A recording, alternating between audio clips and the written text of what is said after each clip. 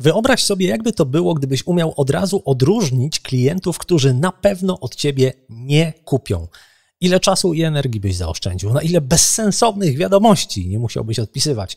Ile mniej miałbyś stresów, że siedziałeś 2 dni nad ofertą, a klient odpowiedział jednym zdaniem: nie jesteśmy zainteresowani.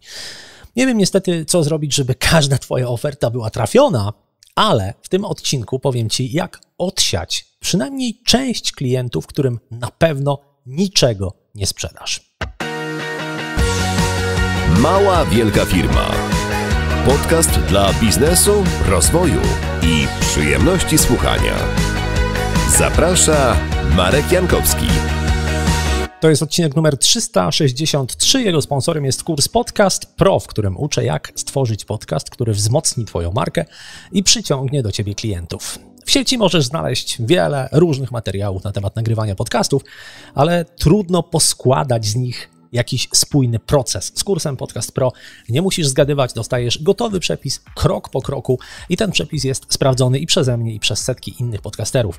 W kursie cały proces tworzenia podcastów jest rozłożony na czytelne etapy i krótkie, kilkuminutowe lekcje z ćwiczeniami. Dzięki temu nagrywanie podcastu staje się tak proste jak budowanie z klocków i już twój pierwszy odcinek może brzmieć równie dobrze jak osób, które nagrywają od lat.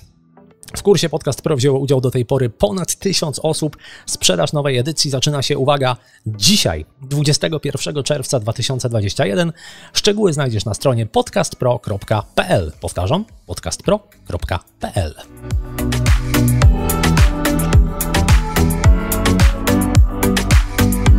A główny temat tego odcinka to nie trać energii na klientów, którzy i tak nie kupią.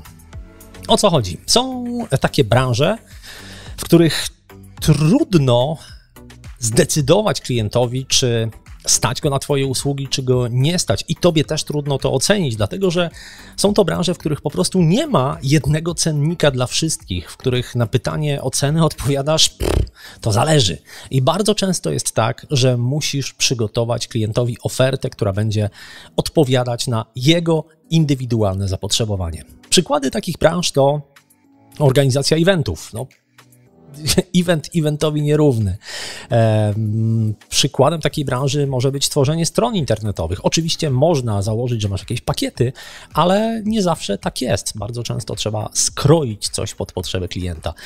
Projektanci wnętrz też są w podobnej sytuacji. Czy drukarnie. Jeżeli ktoś chce zamówić druk katalogu, to może oznaczać wszystko. I tutaj różnica w cenie może być bardzo, bardzo duża, w zależności od papieru, nakładu, różnych udoskonaleń i tak dalej. Usługi cateringowe to też jest przykład takiej branży, gdzie nie da się po prostu podać ceny w prosty sposób.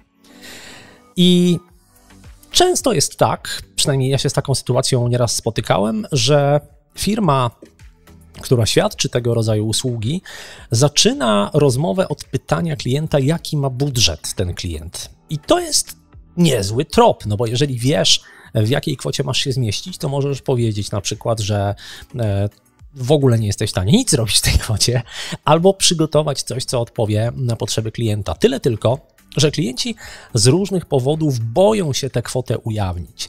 Klient czasami podaje zaniżoną kwotę, bo boi się, że jeżeli poda większą, to wykorzystasz to i zaproponujesz mu coś, co kosztowałoby mniej, ale skoro chce wydać więcej, proszę bardzo, niech wyda.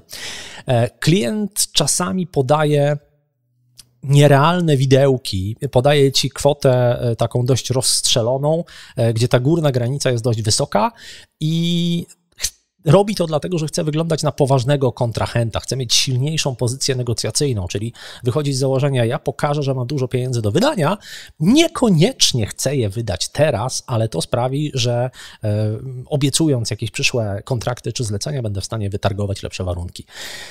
No i bardzo często na pytanie o budżet klient odpowiada: nie wiem, ile mam do wydania, bo faktycznie nie wie. To znaczy potrzebuje danej usługi, ale nie ma za bardzo pojęcia, ile to może kosztować. Jest gotowy wydać tyle, ile trzeba, ale nie chce rzucać żadnej kwoty tak z kosmosu, dlatego że boi się, że zupełnie przestrzeli. Co zrobić, żeby odsiać klientów, którzy w ogóle nie mogą sobie pozwolić na twoją ofertę, bo o to tutaj chodzi. Dobrym rozwiązaniem jest uświadomienie im, o jakiej kwocie my tutaj mówimy. I możesz to zrobić automatycznie, dość prosto, za pomocą odpowiedniego kalkulatora, który umieścisz na swojej stronie internetowej. Bo w sytuacji, kiedy nie da się podać bezpośrednio ceny, kiedy odpowiadasz to zależy, to znaczy, że są jakieś czynniki, które na te ceny wpływają. To nie jest tak, że to zależy od układu gwiazd, chociaż te dane też można sprawdzić, tylko to jest tak, że musisz wziąć pod uwagę pewne czynniki. I możesz podejść do tego w ten sposób, to ja wypytam teraz klienta o te czynniki i przygotuję mu ofertę i zobaczymy. No i bardzo często w tej sytuacji okazuje się, że klient tej oferty nie akceptuje, bo ona jest dla niego, mimo że dopasowana treścią, to zupełnie poza jego możliwościami budżetowymi, ale możesz też podejść do tego tak, że skoro ty obliczasz w jakiś sposób tę finalną cenę, to ten twój proces myślowy da się odtworzyć w postaci takiej formuły, która poda klientowi tę cenę automatycznie. I to nie musi być cena wiążąca, możesz zastrzec, że to jest cena orientacyjna i w zależności od dodatkowych warunków ona może ulec zmianie, ale to już da klientowi jakieś pojęcie o tym, o jakich pieniądzach my tutaj w ogóle mówimy.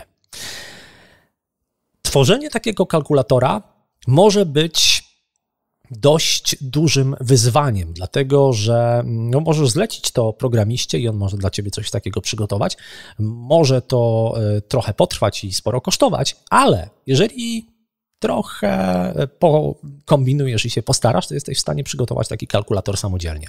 I najprostszym sposobem, najprostsze takie kalkulatory, jakie widziałem, miały taką formułę, że ktoś po prostu brał arkusz Google, w tym arkuszu Google wpisywał odpowiednie formuły, były pola, gdzie klient wpisywał swoje parametry i na końcu dostawał cenę. Można tak zrobić. Nie wygląda to pięknie, nie jest to zbyt eleganckie.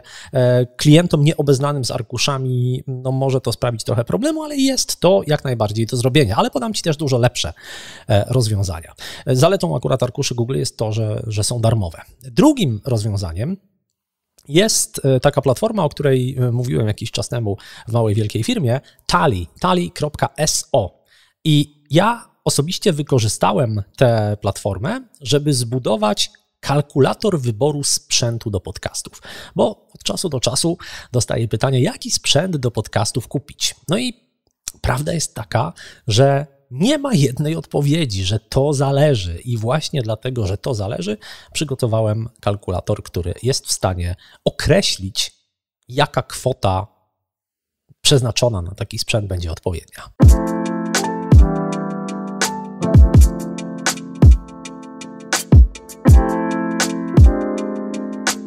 Więcej o tym, jak przygotowałem ten mój kalkulator, powiem jeszcze za chwilę, natomiast powiem ci też o kilku innych rozwiązaniach, które są płatne, ale są stworzone do tego, żeby takie kalkulatory tworzyć. Ja zrobiłem to w Tally, które w dużej części jest bezpłatne, ja korzystam z niego za darmo i ty też możesz, ale są rozwiązania dużo lepiej dopasowane i mogą one cię też zainteresować. Sprawdziłem kilka takich platform, takich narzędzi, które są specjalnie w tym celu stworzone, żeby właśnie takie kalkulatory na stronę internetową tworzyć. I te narzędzia to uCalc Pro, Calconic.com, ConvertCalculator.co i Calculoid.com. Nie przejmuj się tym, że te nazwy brzmią do siebie podobnie, że ich nie zapamiętałeś. Ja wszystkie linki do tych narzędzi umieszczę w notatkach do tego odcinka na maławielkafirma.pl/363, tak jak numer tego odcinka. Do czego wszystkie te narzędzia służą? No właśnie do tworzenia kalkulatorów, które możesz umieścić na swojej stronie, przy czym kalkulatory to jest pojęcie dosyć ogólne, bo tutaj nie zawsze musi chodzić o jakieś operacje matematyczne, chociaż najczęściej tak jest. Po co ci takie kalkulatory? Co możesz za ich pomocą zrobić? No, po pierwsze możesz zebrać informacje od klienta i przygotować dla niego jakąś wstępną ofertę. Właśnie tak jak podawałem przykład wcześniej, na początku, jeżeli powiedzmy działasz w branży cateringowej, no to jesteś w stanie dowiedzieć się dla ilu osób, jakie menu i tak dalej, jakie warunki, gdzie, lokalizacja, ile godzin, no i przygotować taką ofertę automatycznie. I takie narzędzia stworzone do robienia takich kalkulacji bardzo często umożliwiają też wysłanie przygotowanej oferty od razu na adres e-mail klienta. Mogą też od razu przyjąć zamówienie i płatność nawet za taką usługę. Przy czym tutaj, jeżeli masz wątpliwości, czy ta kalkulacja na pewno będzie taka ostateczna, no to oczywiście lepiej by było tego nie robić, tylko gdzieś jeszcze ręcznie to potwierdzić klientowi. Możesz za pomocą takich kalkulatorów robić też interaktywne ankiety angażujące osoby odwiedzające Twoją stronę. Różnego rodzaju quizy i tak dalej, i tak dalej. To, co jest zaletą tych narzędzi w porównaniu do tych bezpłatnych, o których mówiłem, to są rzeczy, których nie da się zrobić ani w arkuszach Google, ani w Tali. To jest cała oprawa graficzna, to znaczy te narzędzia, o których mówię, one są ładnie zaprojektowane, są atrakcyjne w używaniu z punktu widzenia osoby, która próbuje z takiego kalkulatora skorzystać. Są tam poza jakimiś polami do wypełniania i do zaznaczania, są różnego rodzaju suwaki, są checkboxy, jest logika warunkowa, więc poza tym, że jest cały ten mechanizm, który powoduje, że kalkulator działa, to jest cała nakładka, można powiedzieć, która sprawia, że to wszystko atrakcyjnie, ładnie wygląda.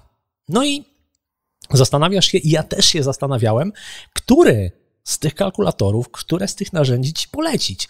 Dlatego, że dobrze by było dać taką jednoznaczną rekomendację, ale nie jestem w stanie tego zrobić, nie dlatego, że nie chcę, bo przebrnąłem przez nie wszystkie i próbowałem tam różne rzeczy poustawiać, tylko doszedłem do wniosku, że najlepszą decyzję podejmiesz, jeżeli ty też wybierzesz taki, który będzie tobie pasował, bo niby wszystkie te narzędzia robią to samo, ale jednak dość mocno się różnią. Czym się różnią? Różnią się na przykład możliwościami graficznymi, to znaczy tam są pewne gotowe szablony, gotowe rozwiązania i jesteś w stanie trochę je dopasować do swoich potrzeb. Możesz trochę zmienić wygląd, możesz zmienić fonty, ale te możliwości zmiany wyglądu są dosyć ograniczone, a każdy ma trochę inną estetykę i to, co podoba się mnie, wcale niekoniecznie spodoba się tobie. Poza tym są różne podejścia w tych narzędziach do budowania tego kalkulatora i formuł, więc jedno podejście może być wygodniejsze z twojego punktu widzenia, inne mniej wygodne. Każdy z tych kalkulatorów pozwala robić takie dość proste rzeczy, proste działania, ale przy nieco bardziej złożonych formułach może się okazać, że czegoś po prostu nie da się zrobić, zwłaszcza w planie darmowym. No i oczywiście różnią się też cenami. Warto zwrócić uwagę na plan miesięczny i plan roczny, bo czasami plan miesięczny wygląda na dużo droższy, a w planie rocznym okazuje się, że wcale nie, dlatego że tak ten cennik jest ustawiony, żeby zachęcać do skorzystania z planu rocznego właśnie. Więc to, co mogę doradzić, i to jest moja najlepsza rekomendacja, jeżeli myślisz o skorzystaniu z takiego kalkulatora, to przejdź przez te narzędzia, zaloguj się, tam zawsze jest albo darmowy plan, albo darmowy okres próbny i pobaw się tym, spróbuj zrobić taki kalkulator, jakiego naprawdę potrzebujesz. Nie jakieś tam proste działanie, tylko to, co ci jest potrzebne, bo wtedy zorientujesz się, czy rzeczywiście dane narzędzie ma takie funkcje, które są ci potrzebne. I uwaga, bardzo, bardzo ważne. Jeżeli już wybierzesz to narzędzie i postanowisz taki kalkulator umieścić u siebie na stronie, zanim to zrobisz, pokaż komuś efekt swojej pracy i zachęć do skorzystania z tego kalkulatora, dlatego że to może zdecydowanie zmienić twój punkt widzenia, jeżeli chodzi o jego funkcjonalność, jakieś opisy i tak dalej. I przekonałem się o tym bardzo, bardzo dobrze, tworząc ten kalkulator w Tali, o którym wspomniałem wcześniej, czyli kalkulator wyboru sprzętu do podcastu. Pierwsza wersja, jaką stworzyłem, skupiała się na wyliczaniu ceny takiego zestawu, czyli na podstawie odpowiedzi na pytania użytkownika system dokładał tam kolejne cegiełki, kolejne elementy wyposażenia, no i na koniec wyświetlał listę i wyświetlał ceny. Puściłem ten kalkulator testowo do 2 osób i okazało się, że niektóre pytania były niejasne. Trzeba było je przeformułować i to był bardzo cenny feedback. Poza tym doczytałem się też jakby w dodatkowych źródłach, że podawanie cen w przypadku, kiedy ja linkuję do sklepów internetowych, bo ja nie mam sklepu, ja nie kontroluję tych cen, może być dosyć ryzykowne, bo te ceny mogą się zmieniać bardzo szybko, w niekontrolowany sposób, więc mogłoby być tak, że komuś kalkulator powie, ok, ten mikrofon kosztuje tyle, a ten statyw tyle, a ten mikser tyle, on klika do sklepu i okazuje się, że ta cena jest zupełnie inna, więc wtedy wyglądałoby to dosyć niepoważnie z mojej strony. Dlatego postanowiłem nie robić takich pojedynczych cen, tylko zrobić cenę zbiorczą za cały zestaw i mocno podkreślić, że ta cena jest orientacyjna. Zrobiłem drugą wersję tego kalkulatora i postanowiłem maksymalnie uprościć korzystanie z niego, czyli cały kalkulator składał się tylko z 3 prostych pytań i po odpowiedzi na te 3 proste pytania system wyświetlał takie rozbudowane odpowiedzi ze szczegółami, z wyjaśnieniami i tak dalej. I tutaj wydawało mi się, że jeżeli tych pytań będzie mało, to będzie dobrze, dlatego że będę wymagał bardzo małego wysiłku od użytkownika, a on dostanie taką mięsistą odpowiedź. Ale znowu wysłałem ten kalkulator z prośbą o informację zwrotną i co się okazało, że tych pytań jest za mało. To znaczy użytkownik po odpowiedzi tylko na 3 pytania, kiedy dostaje taką długą odpowiedź, nie ma poczucia, że ta odpowiedź jest naprawdę dopasowana do jego potrzeb. Tych pytań powinno być w przypadku tego mojego kalkulatora więcej. No i tak stworzyłem 3. wersję, gdzie poprawiłem pytania, tak żeby były lepiej zrozumiałe. No i podaję tylko łączną cenę za cały zestaw. Tak jak mówiłem, podkreślam, że jest to cena orientacyjna i ta 3. wersja rzeczywiście została najlepiej przyjęta. Więc jak widać, trzeba tutaj wykonać kilka powtórzeń, chyba że za pierwszym razem trafisz idealnie. W takim razie gratuluję. Mnie się nie udało. U mnie wymagało to 3 różnych wersji. Efekt możesz zobaczyć na blogu Małej Wielkiej Firmy. Link będzie oczywiście w notatkach na maławielkafirma.pl/363. Więc propozycja dla Ciebie. Załóż sobie darmowe konto, czy zarejestruj się na próbę w tych narzędziach, jeżeli oczywiście uznajesz, że taki kalkulator może Ci się przydać. Nie trzeba tam nigdzie podawać żadnego numeru karty płatniczej. To nie jest tak, że kiedy minie ten okres próbny, to automatycznie ściągną Ci jakieś pieniądze. Jest to w pełni bezpieczne. Sprawdziłem te wszystkie narzędzia, które linkuję w opisie tego odcinka i spróbuj sobie tam wyklikać ten kalkulator, jakiego potrzebujesz. Zobacz, w którym systemie pracuje Ci się najwygodniej, który jest dla Ciebie najbardziej zrozumiały i który też ma taki szablon, czy takie szablony, które pasują do Twojej estetyki i do na przykład wyglądu Twojej strony. Wybierz narzędzie, które najlepiej Ci odpowiada, zbuduj tam ten swój kalkulator i zanim opublikujesz go na swojej stronie, pokaż komuś, żeby upewnić się, czy pytania, które tam są zawarte, na przykład są zrozumiałe. Poproś tę osobę, żeby spróbowała tam poklikać, wybrać różne wersje, żeby też upewnić się, czy po prostu ten kalkulator nie będzie się gdzieś psuł w pewnym momencie i będzie wyliczał wszystko tak, jak powinien wyliczać. Przy okazji polecam 357 odcinek Małej Wielkiej Firmy, jak uświadomić klientowi wartość Twojej oferty. Tam też możesz znaleźć informacje, które przydadzą Ci się, jeżeli te tematy Cię interesują. A teraz książka, którą wybrałem na ten tydzień.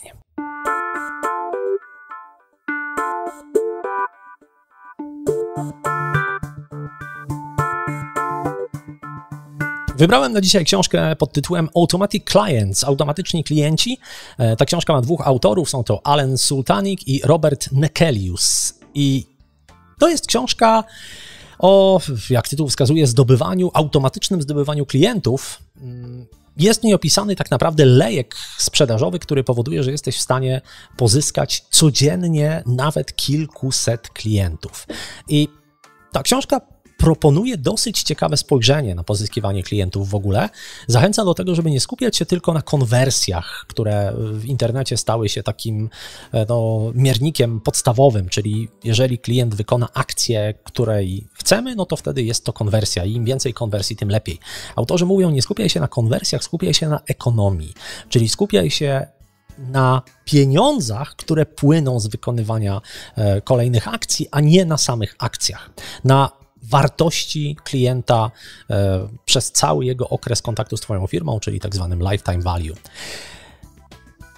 Ciekawe w tej książce jest to, że ona proponuje następujący sposób pozyskiwania klientów.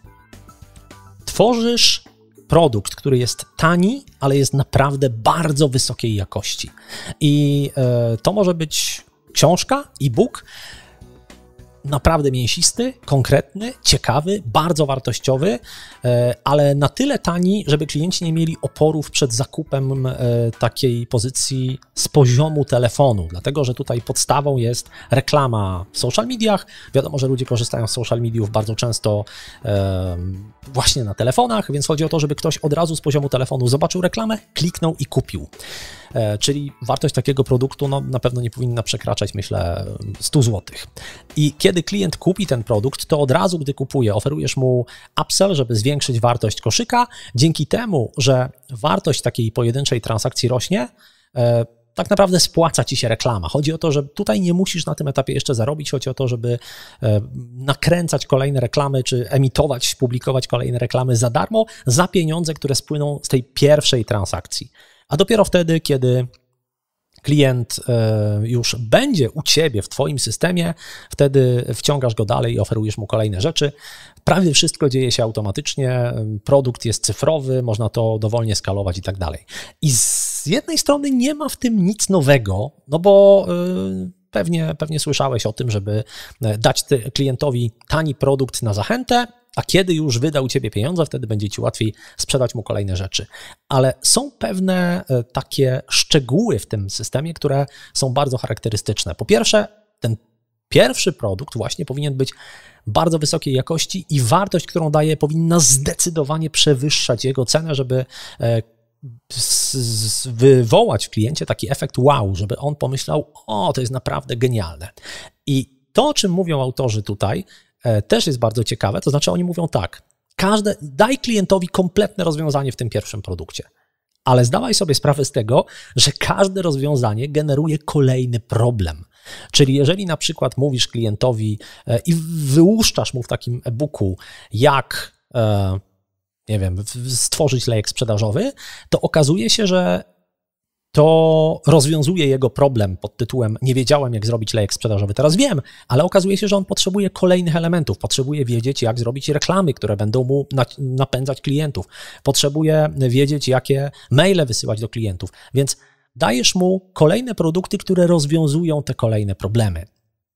A na tak zwanym backendzie, czyli wtedy, kiedy już klient kupił ten pierwszy produkt i chcesz zaoferować mu coś droższego, na czym naprawdę zarobisz, zaspokajasz te jego kolejne problemy i wyręczasz klienta, więc oferujesz mu czy to jakiś dodatkowy coaching, czy jakieś grupy mastermind, czy wręcz tworzysz gotowe rozwiązanie za niego, żeby on miał to z głowy, zleca to specjaliście, ty bierzesz pieniądze i klient dostaje gotowe rozwiązanie właściwie bez żadnego wysiłku. Oczywiście poza wysiłkiem finansowym. Dla kogo jest ten model? Jak sami autorzy mówią, dla coachów, konsultantów, właścicieli agencji, dla osób świadczących usługi profesjonalne, influencerów, marketerów internetowych, freelancerów, twórców treści, więc ta grupa docelowa jest dosyć duża i zaletą tej książki jest to, że ona naprawdę spełnia te obietnice bardzo dużej wartości za niewielką cenę. Ja tę książkę kupiłem klikając na reklamę na Instagramie za $27 i ta książka naprawdę jest warta dużo więcej. Treść w tej książce, pomysły, wszystko to, co jest tam opisane, moim zdaniem zdecydowanie przewyższa te ceny. Sam model jest bardzo ciekawy, jest bardzo przystępnie i konkretnie opisany. W dodatku, kiedy kupuje się książkę, to dodatkiem do tej książki jest taki darmowy 7-dniowy kurs, gdzie są tam takie nagrane 2-godzinne live'y na temat poszczególnych rzeczy związanych z treścią tej książki, więc naprawdę mamy wrażenie, że autorzy się nami zaopiekowali. Nie wiem, czy wadą, ale tym, o czym, co warto sobie uświadomić, zanim weźmiesz się za czytanie tej książki i realizację tej książki, to, że trzeba mieć naprawdę wysokiej jakości produkty, które realnie pomagają ludziom.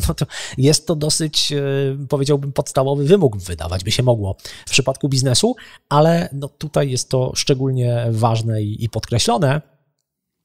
Jest jeszcze taka wada, że jeżeli przeczytasz tę książkę i nie wdrożysz tego, co jest tam napisane, to pewnie będzie cię to męczyć. Będziesz mieć poczucie, że znasz taki świetny model, a nic z tym nie robisz, więc czytasz na własne ryzyko. Automatic Clients, Alan Sultanik i Robert Nekelius. Ciekawostka przy okazji, jeden z autorów, czy główny autor tej książki, Alan Sultanik, mieszka w Krakowie. Także to też taka rzecz, o której nie wiedziałem, dopóki nie przeczytałem książki.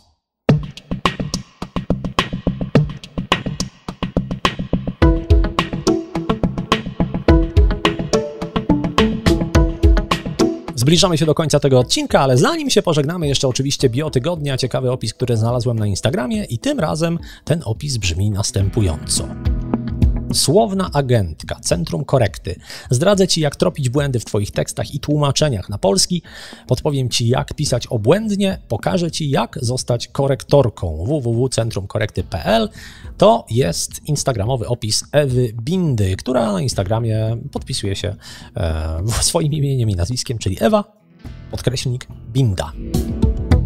Ten opis bardzo mi się spodobał, dlatego że słowna agentka w połączeniu z tym określeniem zdradzę Ci, jak tropić błędy w Twoich tekstach i tłumaczeniach, no to wszystko się bardzo ładnie klei. Poza tym podpowiem Ci, jak pisać obłędnie.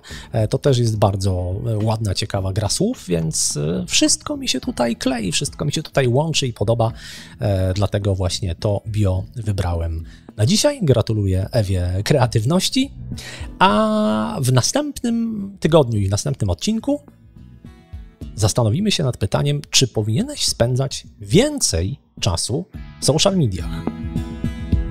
Ja nie jestem jakimś wielkim fanem social mediów, jak pewnie wiecie, ale okazuje się, że mogą być takie sytuacje, że wcale niekoniecznie ten czas na Facebooku, Instagramie i innych trzeba ograniczać i właśnie o tym opowiem za tydzień. A tymczasem przypominam, że ruszyła sprzedaż kursu Podcast Pro, więc zapraszam na stronę podcastpro.pl. Jeżeli myślisz o tworzeniu własnego podcastu, to nie ma lepszego miejsca, gdzie się tego nauczysz. Dzięki, cześć!